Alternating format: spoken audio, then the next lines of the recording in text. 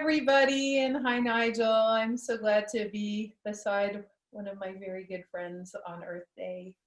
So, how are you today? Is it like a big day for you? Jennifer, yes, it is, because unexpectedly, really, I know it's Earth Day, but I wasn't expecting the amount of people coming in at me and radio interviews and,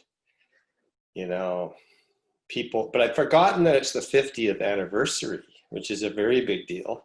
It is a big And deal. this is what's brought this about. So, Mr. Seale, and Yeah. I wanted everyone, it's so funny. I got to tell you, we had this lovely conversation yesterday about COVID and all this stuff. And I was thinking to myself, here this dude was hugely involved in making sure that Earth Day came to Canada. And, you were a chair of Earth Day internationally. And we had this great conversation, and I thought, maybe I should actually interview my friend Nigel Seale on Earth Day. Like, maybe that's actually a good idea. So, yeah, so I'm so happy you're here. And so really profoundly, I just love you. And I love your humility. I love even how you explain your involvement in Earth Day like it's no big deal, but it really is a big deal for me because I'm from Canada. So can you tell everybody how you came to Earth Day? Like, was this something that was doing green things in the world already in your DNA, or how did it find you? I think I was found in 1969, actually, when I joined Greenpeace, which wasn't actually called Greenpeace then.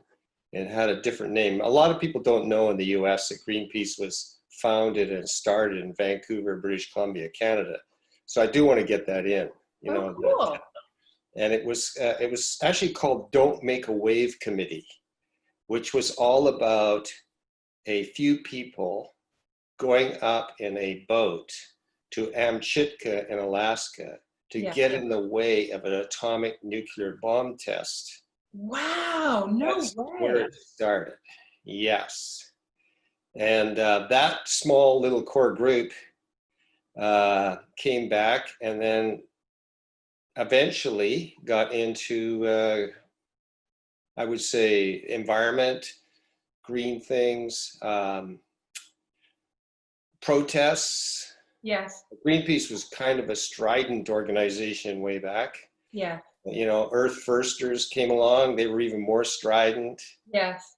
And I got to say that I've always been a little, standoffishly, but admiring of them because they were willing to put their lives on the line. Yes. Well, I think you and I have something in common. You can correct me if I'm wrong, but one of the things we have in common is that, like, that feeling that we want to include everyone. We don't want to disclude people. We want to make sure that, because you and I have had lots of conversations about how to create a movement. Yes. And when you create a movement, you can't actually put, 2/3 of the world off. Yes. Actually include people.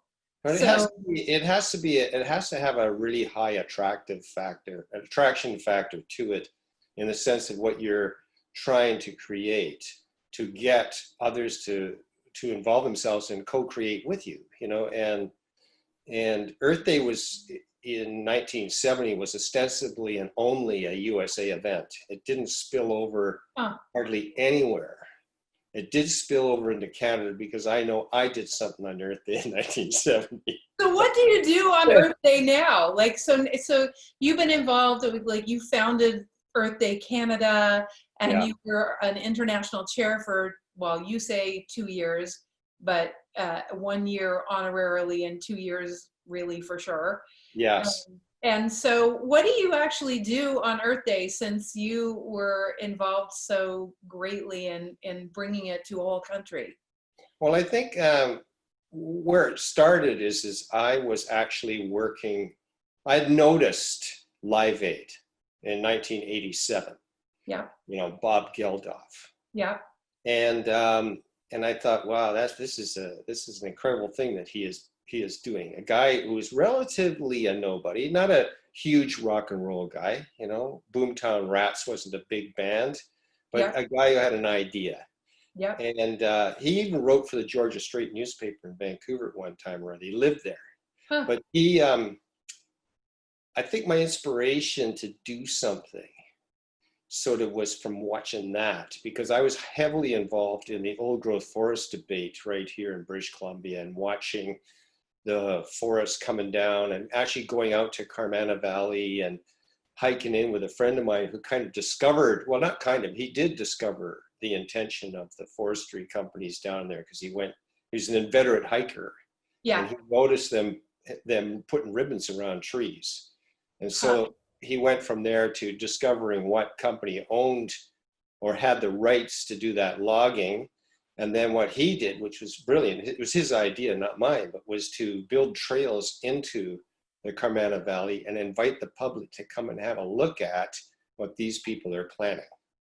And so from there, I got involved in the old growth forest debate there, and worked with the Sierra Club of Western Canada, and with Friends of the Earth south of San Francisco, and all these different groups. And my brother, being a rock and roller and playing lead guitar with Bryan Adams and with Heart, it was kind of an easy start to my idea about doing a concert for the old growth rainforests of North America, actually, all the way up to the Pacific coast. So that was kind of my idea. And while I was working on that, and became great friends with Peter McAllister, who was head of the Sierra Club here in Victoria, he faxed me, because in those days, no internet, but he sent me a fax. He said, hey, Nigel, there's a guy named Dennis Hayes who did the very first Earth Day in the US in 1970, is put this thing out in line asking the Sierra Club if they'd be interested in other environmental groups in supporting the idea of a little bit more of an international Earth Day in 1990. And they picked April 22 again. So I thought, wow, you know what I'm going to do? I'm going to phone that guy, and I'm going to go see him. And my idea was to deliver this concert. But because by the time this concert idea started rolling, it was getting way too big for me, because it started off with that. And then my ex-wife, who I was very good friends with, she was on the hog farm with Wavy Gravy and all those guys. And they were part of the organizational committee for Woodstock. Yes. She knew all the guys in the Grateful Dead. Oh my gosh, it's like the perfect storm, Nigel. It's like you've got all these people around you just to create this perfect storm of Earth Day was all about people, so, and not just about me. It was just kind of like, I happened to have sort of a lucky scenario there, and my brother and my ex-wife did all the light shows. She did all the light shows for the Doors and Dead and all those people in San Francisco way back, and lived on the hog farm, which was like the community, and was in the Kool-Aid acid test with all those people and that sort of stuff. So we used to go down the coast and visit some of the dead people in San Francisco, across the bridge there, and that sort of thing. So anyway, I had this sort of idea. I'll hand over this concert to Dennis Hayes. Yes. Idea, because this Earth Day thing sounds like a bigger thing, and a whole lot of things could get folded into it. So wait. You were already doing this huge concert for the old growth. You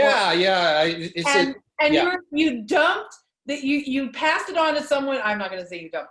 You passed it on to someone who had skills. Well, and this Earth Day international thing has actually got legs. Well, that's where the legs came from. There were some other things that factored in there. Like, I just happened to be telling my dad, I was born in Ireland. I'm from Dublin. The whole family's from Ireland. So I'm telling my Irish dad about the concert idea, because we already had the Dead. The Dead had said yes, because of my ex-wife's knowing them all. Yeah.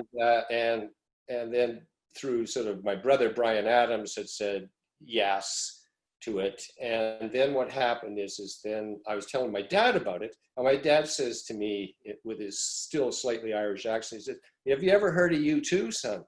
And I said, of course I have. like they're like the second coming of Christ. You know, they were huge in Live Aid and et cetera. And we're gaining even maybe the most popular band in the world when I was having the conversation with my dad at that time, because this is 1988.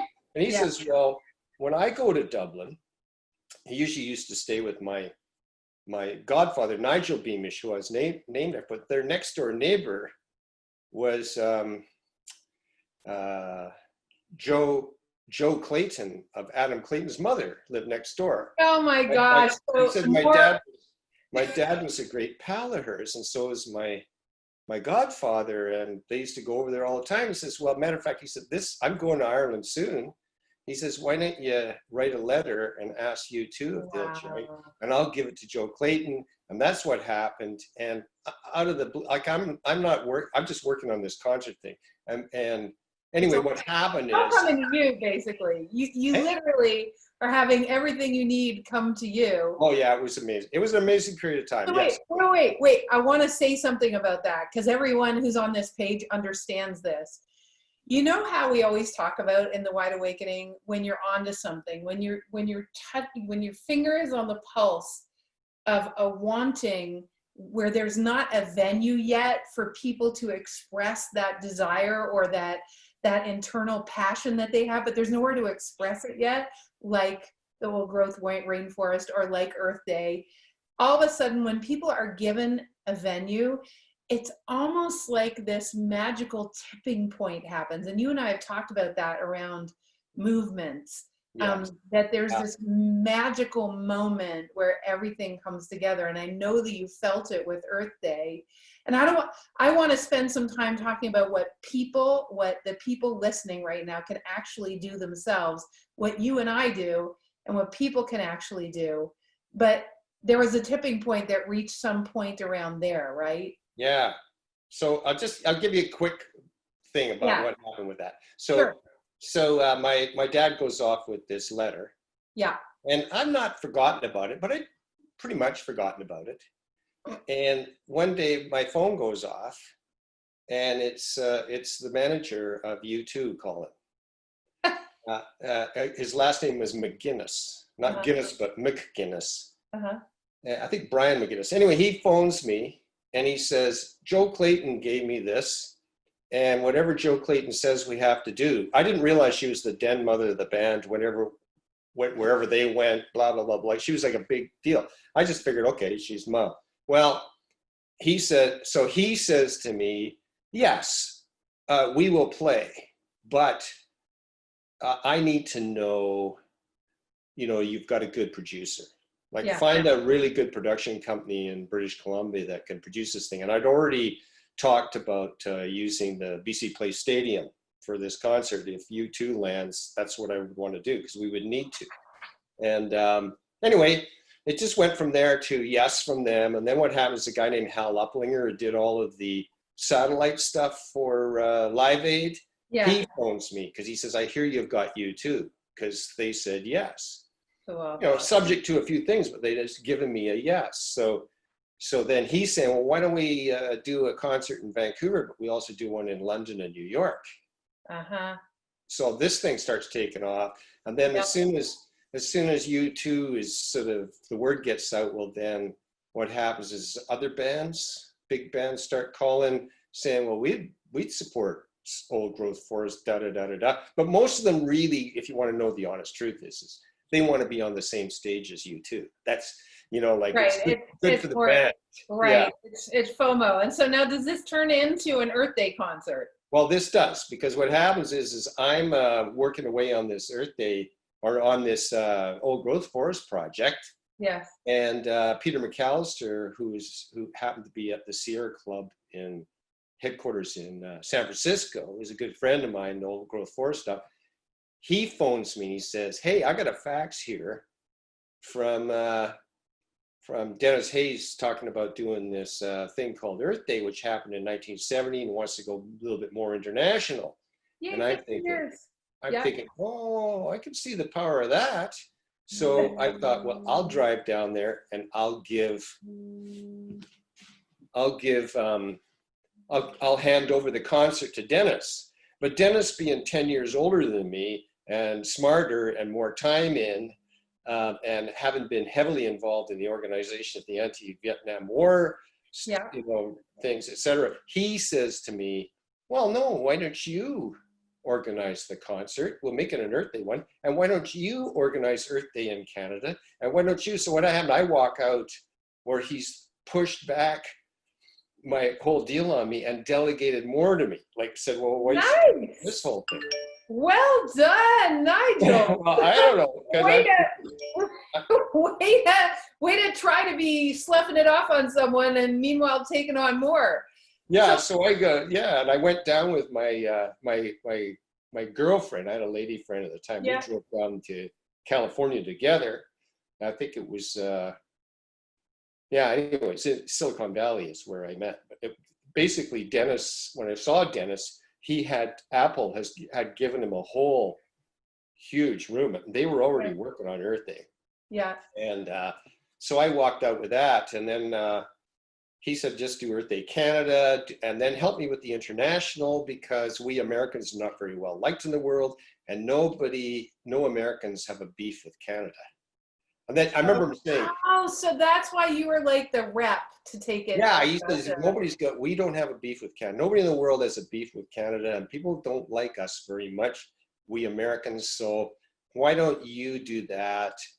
And why don't you do this? And why don't you help me with the international thing? Because, I'll figure I'll get a Scandinavian country or two, and we'll get Canada on board. And then you can be a little bit more of the face of the thing. Like, he's a smart guy, and he's got no ego. An incredible man, actually, Dennis is. He's probably 80 years old now, or pretty close to it. Well, I'm sure that you got a little bit of your humility from there, but Nigel, so here we are 50 freaking years later. Yeah. 50 years from the first Earth Day. That is crazy. Yes. So what do I know people would want to know, like, what do you actually do on, I always go for a walk in the forest, and I actually tree hug. I know it sounds crazy, but I do. I tree hug.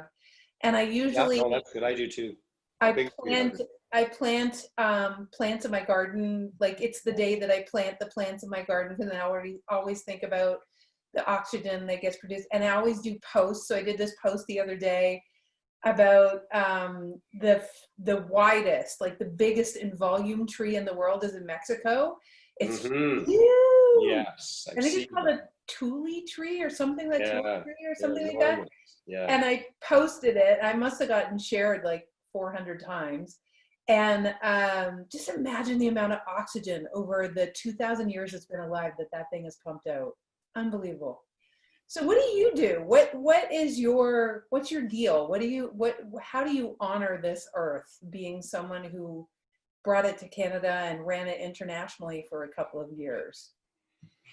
Well, you mean now, these days? What do I do? Yeah, like what do you do that maybe you could even recommend other people do? Like Earth Day last year, I went for a walk in a place called UNSTUCK on the island here, which is on the west coast, which is a very rough, open piece of water that goes directly right across to Japan. I mean, it's like just open Western water where people surf. And so I walked through UNSTUCK and sort of communed with nature and watched birds, which I love, and even swam in the ocean. I think I did a little bit of, I did a little bit of wading, I think, that day. Yeah. And what do you reckon, like, if there was one thing, so let's just look at this time right now. Let's finish our conversation on the subject of what's happening right now in the world, and why, like, this idea that you have called just stop. Yeah. So, it's kind of like you've always had this idea of, okay, everybody just stop doing stuff, stop consuming, just stop. So, so you got your wish. I did. Two years ago, I sort of came up with this idea of stop. And I just thinking about Earth Day, and I was actually asked a couple of years ago if I had any interest in chairing Earth Day globally this year, since it was the big year, 50 years, 50-year anniversary, 2020, a big year. 2020 to me seemed like clearer vision, Yeah. Yeah. maybe. And Yeah. I said, well, okay, tell me what you guys are thinking about doing. And when they started talking to me about the same old, which I would call it the same old, which is like recycle, reduce, use it as a day for awareness raising and those sort of things. And I was just thinking, that's just not enough for me. Like, I think stop. I think stop should be what happens on Earth Day. I think the whole frickin' world goes silent. It just stops. And they were immediately talking, pushing back a little bit, but they liked the idea of it. But they were pushing back at me about, well, you're not going to stop the airlines from flying, and you're not going to stop this from happening or that from happening. And I said, well, I know, because we don't actually do anything until the actual, let's say the repercussions of our activities on the planet are actually showing up right in front of our faces, until we actually viscerally know this thing's happening. And I'm not talking about sort of CO2 measurements that are told to us by climate change specialists, but every day we see it. And I lived for almost a year in Nunavut in 2001. I lived for a year up there, and I was invited by the Inuit to come out on the ice with the, let's say, the elders. There were 3 Inuit elders took me out on the ice and showed me how it was melting from the bottom up. Yes. And not only that, one of them said to me, and the sun is coming up in a different spot than it used to in our 10,000 years. And I said, well, really?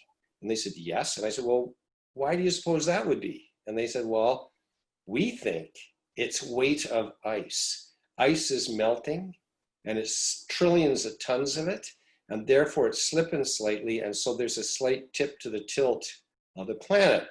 So I'd done some work with NASA before, when we had this idea of, I thought it was a brilliant idea, but it didn't work out. But we had this idea of not just being able to look at ice around the planet from NASA satellites, but actually doing an event where it's like a lottery, where you win an enormous amount of money, but that money isn't given to you. It's you put that money towards some kind of environmental thing that you love. So somebody gets to donate a lot of money. And I convinced the 649 lottery people to help me do this. Wow. We're going to have a global lottery. Yeah. An Earth lottery. That's what we would call it, Earth lottery. That's but that never happened, right? No, it never happened because NASA. I had NASA going along with it, and that the person who actually won it, even though they don't get to spend it, gets to go up in the space shuttle and have a look in the Earth. And then as they go around the Earth in the space shuttle, people report up from the various cities around the Earth saying what's going on environmentally weird in their community. And this would be an April 22 thing. Wow, powerful. So, that didn't come about, but I told NASA about what the Inuit had said. Yeah. And their sort of attitude was, it was friendly, but backward people don't really know what they're talking about. And I'm going, yeah, they live right in, not on the land, just only on it, but in it. Like, if anybody would know, they'd know, not you guys. Right. So they didn't understand the Inuit. No, they didn't. But anyway, I guess it was about 2010, 11. I saw a Scientific American magazine sitting on a shelf in a bookstore, and there it was. It says, NASA says, change of tilt on planet has happened slightly. And not only that, they backed it up with exactly their premise was weight of ice. So that what I'm saying this about is that the people that live on the land, I mean, indigenous means people of the land. Right. So the indigenous, right. they are rooted, they are tethered to the earth. And if anybody knows, they know. You know, so yeah. yeah. So there's a great, what I hear that you do on Earth Day is you do a great deal of appreciation. And, you know, I don't even get in my car on Earth Day. I don't so in a way I do stop.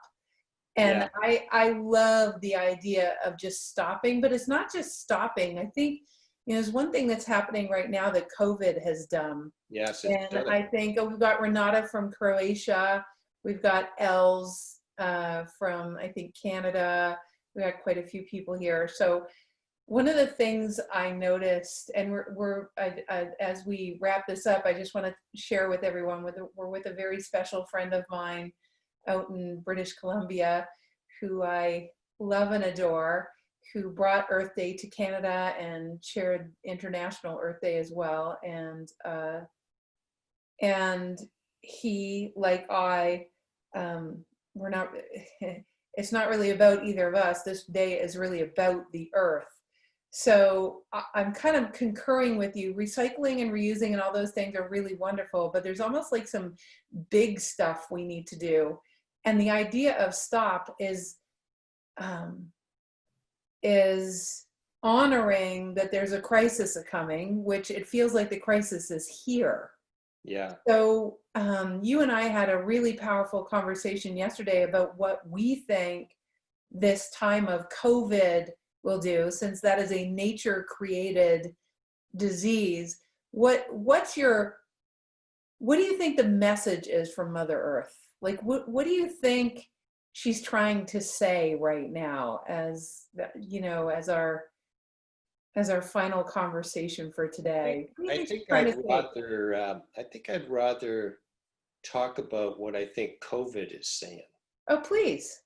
Because you know, and I'm not pretending that I am any kind of a wizard that can communicate with COVID and know what COVID is saying.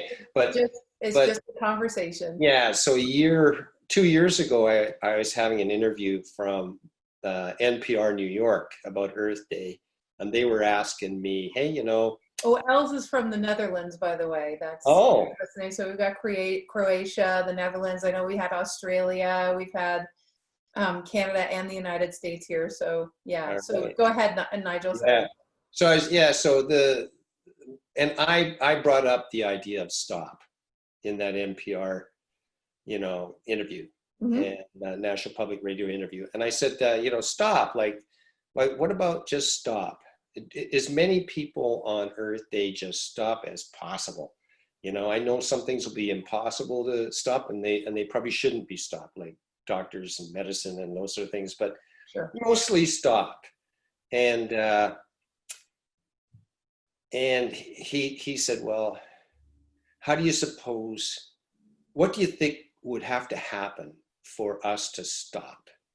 And I said, maybe Ebola. And that just came out of my mouth. I don't know. It was a blurt. I said, maybe Ebola. And he laughed because he thought I was joking. And I said, I'm actually not joking.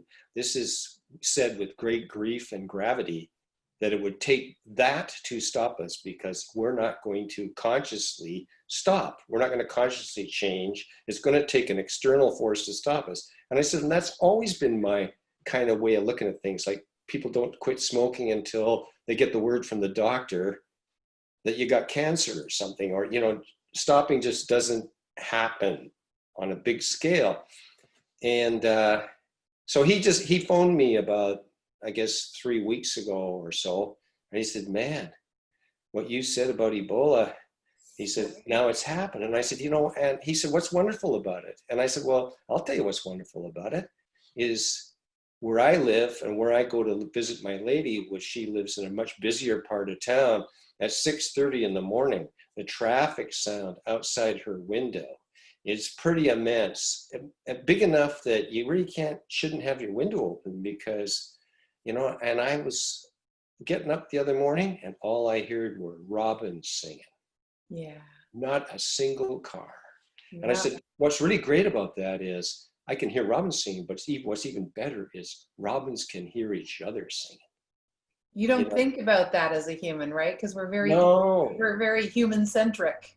We are so, and that's why this thing's called the Anthropocene, because not just because it's caused by us, but because we're so anthropocentric in everything we think. The reason why I want to have robins around is so that my grandchildren can hear robins, or that people can hear them. So, and then the only animals that people really want to preserve from extinction and everything are usually the uncharismatic ones. They don't care about that spider. That's eek, you know. But the charismatic ones, we care about, like the koala bear recently in Australia. I mean, you've got an Australian there, somebody from Australia. I mean, the place was burning down. And you could see that there was that one thing of that koala bear. It's just heartrending. That burning koala bear making its screaming sounds. Like, just, hey, look at what we're taking with us. Like, it's not, and these.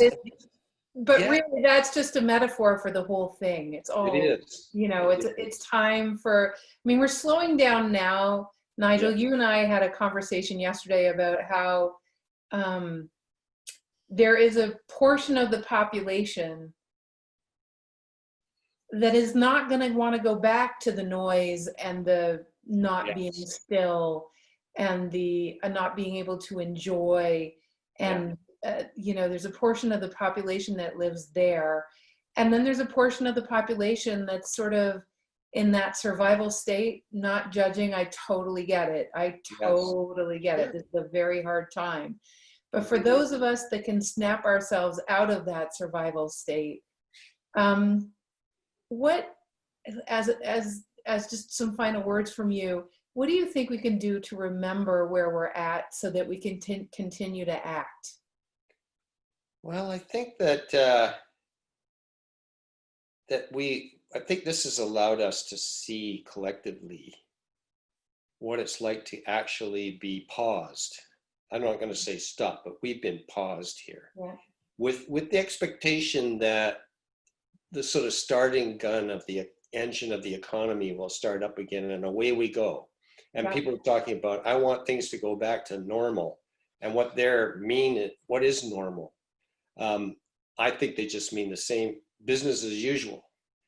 And I can understand that in cultures where people are reliant on their everyday earnings. Like in India, like if those people don't have that little bit of money, what's their currency called? Rupees. Rupees. Yeah. If they don't have those rupees, they don't eat. It's a very, very tough scene for them. And then we've got on this end of the world, we've got billionaires that have just decided to go out in their ships that they own with staff and everything, and just sit out there in the middle of the ocean until this thing blows over, and then everything in between. And and the heart, the sort of the commentary about hardship. Oh, your hardship is that you have to stay home for a while? That's your hardship, is it? I see. Right. So there's almost like it reminds me when you're talking about India, and I see those pictures of some of the cities in India that you can see the Himalayas from those cities. Now you can see them, and before you couldn't. Like, I just keep thinking we should take pictures and take audios of the lack of sound or the plethora of birds. I mean, I hear so many, and almost make a living memory of what it's like right now, so that when we forget, we have something on our phones and on our computers where we can go, what was that like again? The reminder that what it's like to sit and it's quiet. You have time to think. I mean, some people having time to think drives them crazy, because there they are, pressed right up against themselves in the mirror, and they don't like what they're seeing. So they want out, and I know that there are arguments and fights between spouses and all sorts of things going on here. And in our privileged culture that knows nothing about not having or being able to do what you want to do whenever you want to do it. And I think that the deciding factor about a person being an adult is actually understanding limits. And consequences. Limits and consequences should be the learning from this. Yes. And there's something, well, here's what you and I, in our conversation yesterday, I think we both came to an agreement. If people would allow themselves to be blessed by the silent time and understand the benefits of it, if people would get out in nature more and just do it more, work from home more, need to travel less because they're now practicing a new way of doing business, I suspect there is going to be a substantial change in the way we do all that stuff.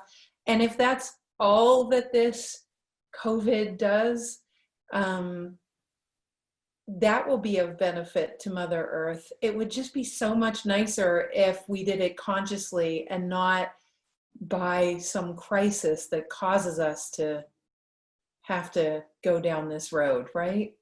Yeah.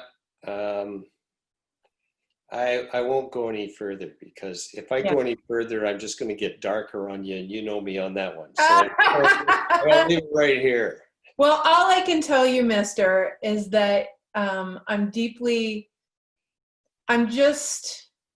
you inspire me. You inspire me to do what I can do because you did what you could do. And I hope that people see that one person, the funny thing about Nigel is he doesn't consider himself very special, and it's not false humility. He really just really is that way. And yet he created in Canada a movement, and he certainly chaired an international movement. And, we all are a piece of that puzzle of what can be done in this world. And I'm just deeply appreciative, Nigel, that you in your lifetime have done many things that were well beyond probably what you thought you could do. And it's a great example for us all. It's certainly a great example for me. So you probably don't know it, but yeah, you've inspired quite a few things. And throughout it, I must say that, just so everybody knows, I was scared shitless all the time. Okay, good to know. Thank you. Because I even really felt a real sense of being an imposter at times. Because I remember meeting the Secretary General of the UN and people like that, and Bono of U2 and others like that. I was thinking, oh, geez, here, small town boy from Victoria, BC. I don't know what to do with this. I have no idea. And how the heck did I get here? I don't know. But I did get asked to do a TED talk by, TED headquarters. Yeah. Which is now in Vancouver, BC. It's not in California anymore. They moved. Oh gosh, well, I want to do a TED talk, so we'll have to talk at some point. So they invited me to do a TED talk about how Earth Day came together without the internet, which seems almost inconceivable to most people. Okay, so wait. Okay, for all of you that are feeling your butts kicked and like you should be doing something that makes the world a better place, Earth Day happened without the internet, okay? They didn't even need the internet. They just had phones, and they didn't even have this kind of phone. They had, remember, it started in the 70s, okay? They had dial phones. So anyway. But the first international one was April 22, 1990, but we still didn't have the internet. Right. And it was all done with faxes and phone calls and mailing, like snail mail, right? And it can be done that way. And it's quite funny because every once in a while I get invited to talk to a high school or something like that. And I'll go in and you should just see them. Like, they're just what? Dude. You did it without that? Dude. How? I'm gonna say this. The new internet is actually talking to people. That's the new internet. Yes, it is. The new internet is building relationships. Yeah. So listen, Nigel, deeply grateful for all that you have done. I know you're still working on projects behind the scenes with some of your favorite friends on making this world a better place. And I feel so honored to call you friend and to be able to just really be activated by someone who continues to be passionate for this planet and passionate for possibility. And it just makes me want to do more. And you're getting lots of shout outs from everybody, from our friend in the Netherlands. Definitely a big old shout out. I mean, my first International Earth Day meeting that was in Amsterdam. Oh, how cool. Well, I'm sure because I went The Hague. I've got to be in the country that invented The Hague. So we had it there. And it was absolutely fabulous. I really, and the Minister of the Environment of Holland came to the meeting. Yeah. And I was just mind blown because he said, we are a very wealthy country. So what we're doing is we're donating money to other countries to start ministries of the environment. I just thought that was such a high-minded way. No. Now that is big picture thinking. That's a little bit of what we need right now. So yeah. So happy that you shared. I'm giving you the biggest long distance hug from Thanks, Jennifer. Slightly more than 6 feet away. And I hope I see you soon. And you're a good, I would use you as I think it's a worthy excuse to hop on a plane. You are. I think so. So everybody, thank you all for what you did on Earth Day. We'd love to hear about it. Type it in the comments down below. I'll take all your comments about what you did on Earth Day and hopefully continue to do. And any projects you're working on in the long run, I'm going to copy and paste them and send them all to Nigel so he can see what is happening out there in the world because of what he started in Canada and others started before him and what continues. So thank you everyone for being here. Thank you, Lori, in the US and everyone in Europe and everyone all over the world. And I'm giving you guys the biggest hugs and so touched to be able to introduce Nigel to you. And hopefully you feel a little bit more inspired today. All right, guys, have a great one. Thanks, Nigel. Bye, Jennifer. Bye.